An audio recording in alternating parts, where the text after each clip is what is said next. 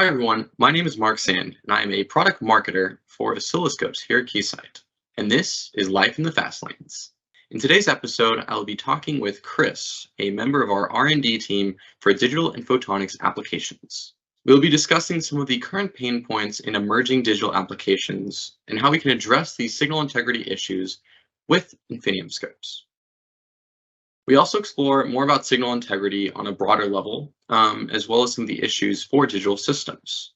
And without further ado, let's chat with Chris. My name's Chris Rehorn. I'm the hardware integrating manager and R&D for our real-time oscilloscopes at Keysight. And I've been with the company 17 years in different roles in designing oscilloscopes over the years. So happy to be here.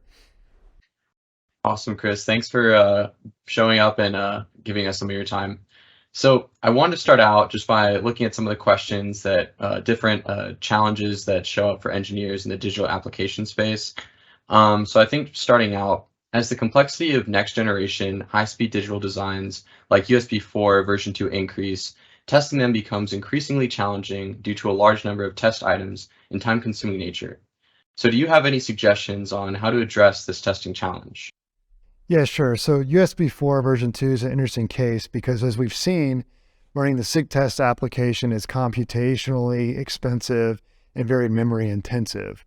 Luckily, Keysight has two solutions to this problem. The first solution is our offering in the UXR-B. The UXR-B's hardware can natively run the SIG test application inside the oscilloscope without the need to offload the data to an external PC for processing. So that's the first solution. The second solution we offer is a disaggregation approach by which our customers can purchase a PC or a server and via disaggregation do some of the testing offline of the oscilloscope hardware. We've seen this improve test times by a factor of 10 in testing. So both of these solutions can help with the USB4 version 2 SIG test applications. Awesome. Yeah, so just to follow up on that, we've also heard about the impact of noise on next generation designs, particularly those involving 224 gigabits per second PCIe Gen 6 and other PAM4 communications. So do you have any suggestions or ideas to address this issue? Yeah, absolutely. So as you mentioned, noise has always been a big factor in the measurement science that we bring to the table in Keysight. Specifically for PAM4, it's becoming more important. And the reason for this is because now, instead of encoding 1 bit per symbol, as we did in the days of using NRZ transmission, we're now encoding 2 bits per symbol with PAM4. What this means is we now need better vertical resolution. We need higher ENOB, and the UXR platform is the highest ENOB, highest signal integrity real-time oscilloscope in the world, and is particularly ideal for these measurement setups. This combined with our industry-leading noise compensation technology for signal to noise and distortion ratio measurements, combined with the pristine hardware signal integrity of UXR, makes the UXR an ideal platform for these next generation high-speed serial interfaces that use PAM4 signaling. Awesome. Yeah, so could you also explain maybe the changes brought about by PCIe Gen 6, which is widely considered to be the most significant technology for the next generation PC industry? And additionally, are there any design challenges or testing considerations that should be kept in mind?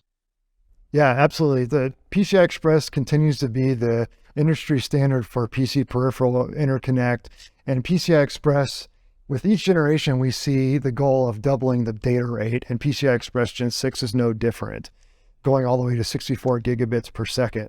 However, the big change for the industry is moving again from an NRZ transmission scheme to a PAM4 transmission scheme.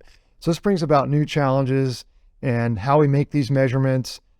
Vertical resolution, again, is going to be very important, and also having very high bandwidth in the real-time acquisition system to make these measurements.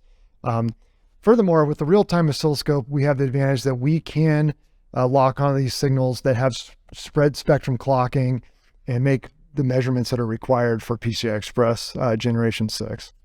Yeah, definitely. I was going to say, and then another topic. So we want to look more into 800G and 1.6T. So these data centers are gaining prominence, and it's also associated with the 224 gigabit per symbol and 112 gigabaud rate specifications. Can you explain these figures as well as how to conduct testing for the 800G 1.6T applications? Yeah, it's a great question because it can be a little bit confusing when we're talking about speeds as fast as 1.6 terabits per second. It's Mhm. actually easiest to think from the bottom up on this one. So let's start with the 112 gigabaud specification. So at 112 gigabaud, we're transmitting 112 gigasymbols per second. And as we mentioned before, because this utilizes PAM4, we really have 2 bits per symbol. So we're getting a 224 gigabit per second link with a 112 gigabaud baud rate. So if we have 4 lanes running at 224 gigabit, that's how we get to the 800 gigabit per second linkage that you might see in a modern day QSFP with 4 electrical lanes running 112 gigabaud. And then if we again double that with 2 linkages of 800 gig, we get to the 1.6 terabit per second link, which is mind-boggling speed. So again, you might wonder, well, why isn't it an integer multiple? Why aren't we closer to 900 gig? Well, we have forward error correction and other encoding that has to go inside the linkages that eats up some of the data throughput. So that's how we get from the 112 gigabaud all the way to the 1.6 terabits specifications that we have. Yeah, definitely. That was a lot of math as well. So another topic. So probing has emerged as a very hot topic, particularly with the new technologies like MIPI Gear 5, HDMI, DisplayPort, and DDR5. So why has probing become an issue, and what are the key things that engineers really need to know? Yeah, as we're seeing in the industry, these blazing fast bit rates and higher bandwidth requirements, those same requirements create major challenges on the probing front. The reason for that is with probes, we have to be careful about how much we're loading our customer's signal. So the same parasitic that we have today is going to be untenable for tomorrow's speeds. So let's use DDR as an example. So one of the challenges with DDR is we often want to use an RC-RC probe architecture for high-speed signals. However, in DDR, when the transmitter goes into its high impedance state, an RC-RC probe can introduce some time constants into the customer's signal that might make making the measurement more difficult. So Keysight offers actually an RC probe called the MX0025A that allows us to probe interfaces like DDR up to 25 gigahertz. So Keysight is trying to keep up with the technologies to make sure that our customers have the appropriate tools to make the right measurements on their technology. And probing is no exception there. Definitely. So again, regarding the DDR5 solutions, we've heard that there are significant changes compared to the previous DDR4 generation. Could you please share more details with us and maybe how to help engineers test with those changes? Yeah, sure. So just like all the other serial interface standards, DDR is getting a major overhaul.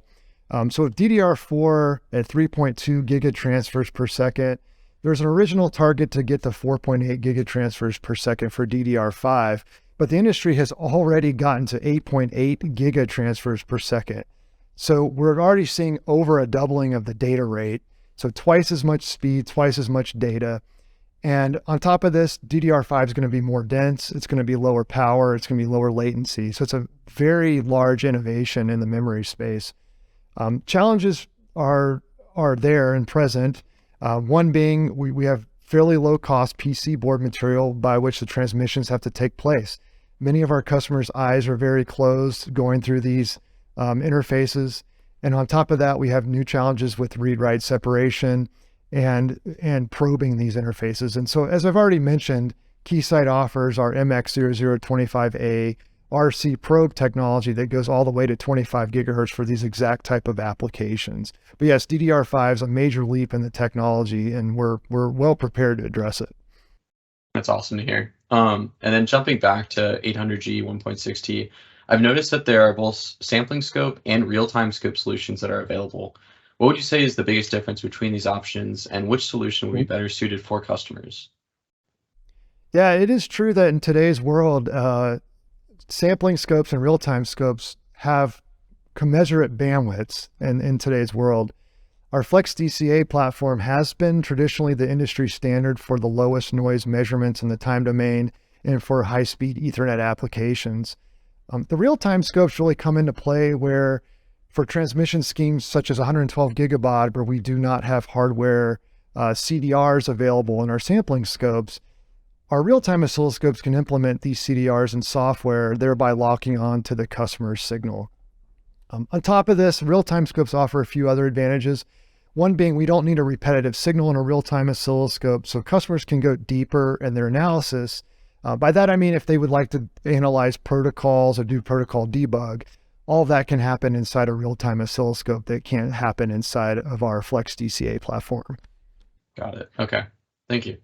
And then as a continuation of some of the previous inquiries, I understand that there are difficulties associated with testing receivers for the 112 gigabaud rate.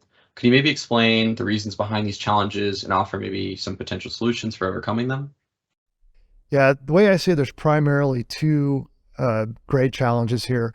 One is just simply the raw speed we've already talked about. And then secondly is the adoption of multi-level signaling, i.e. PAM4. So let's talk about the high speed nature. So Keysight really recommends at least 80 gigahertz of bandwidth in the measurement technology to capture these signals properly. And on top of that, we need a very low noise, low distortion acquisition system like the UXR provides to be able to accurately measure the individual levels of the PAM4 interface. And speaking of measurement challenges, one practical reality of measuring 112 gigabaud is we don't have a hardware-based bit error rate test system in existence today. So one of the nice things that Keysight offers is our M8070B BERT software controller coupled with our UXR real-time error detector so that we can do some bit error rate testing in the UXR for these applications where we don't have traditional bit error rate technology available. Awesome. Yeah. So last question. So we've received some questions on social media regarding eye contour and jitter extrapolation measurements. Can you maybe explain what these measurements entail and why they're necessary for digital applications? Yeah, absolutely. Jitter's been a big topic in the digital communication space for many years. Jitter extrapolation, measurement, and characterization. In today's world, it's even more challenging with PAM4 and the amount of closed eyes we see at the customer sites. The reality is what we're trying to do is give the customers tools by which they can analyze their jitter in the lab and extrapolate that measurement to real world applications. So as an example, what we would like to do is allow customers to capture, say, 1 million UIs of data and then extrapolate using the dual Dirac model what that would look like over trillions of UIs. So in a real world application, the customer can extrapolate and understand what their bit error rates are when their silicon's out in the industry and out being used by their customers. There's a practical reality where analyzing millions or even trillions upon trillions of UIs just is not tenable. So these jitter extrapolation techniques are really what allows us to provide confidence to our customers that their silicon meets the requirements that they have. Yeah. Well, I think that covers pretty much all the questions. So thank you again, Chris, for your time today, and for everyone watching. I hope you guys learned something, and thanks again for answering all these helpful questions. All right. Thanks a lot, Mark. I hope you all enjoyed some of the engaging discussions that we had about some of the advanced oscilloscope features that help tackle those tough, high-speed digital application challenges. Please feel free to check out more at the link below and tune in next time.